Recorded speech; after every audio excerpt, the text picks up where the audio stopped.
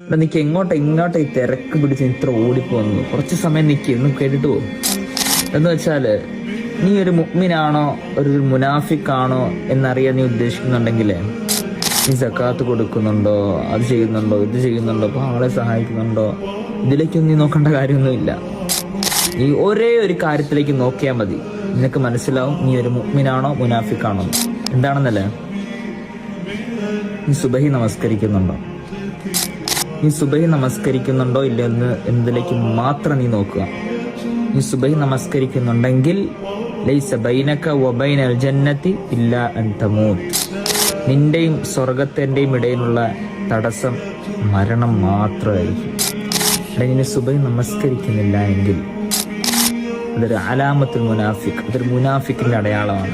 ഒരു സുബഹി നമസ്കരിക്കുന്ന ഒരു വ്യക്തിനെ സംബന്ധിച്ച് അവന്റെ ജീവിതം എന്തായിരിക്കും? ബാക്കിയുള്ള 5 വക്ത് അപ്പൊ ചോദ്യം വരും, 5 വക്ത് നമസ്കരിക്കണ്ടേ, സുബഹി നമസ്കരിച്ചാൽ മതിയോ? എടാ, ഈ സുബഹി കറക്റ്റ് നമസ്കരിക്കുന്നുണ്ടെങ്കിൽ അവൻ 5 വക്ത് എന്തായാലും കറക്റ്റ് നമസ്കരിച്ചിരിക്കും. മനസ്സിലാവുന്നുണ്ടോ? നമ്മുടെ സുബഹി നമസ്കാരം ഒരാളും മുടക്കാൻ പാടില്ല. മാത്രമല്ല അൽദാലു അലൽ ഖൈരി കഫാഇലിഹി, നന്മയായ കാര്യങ്ങൾ പങ്കുവെച്ചു കൊടുക്കുക.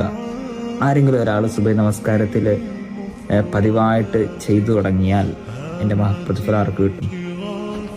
നമുക്ക് കിട്ടും ഇൻഷാ അല്ലാഹ്.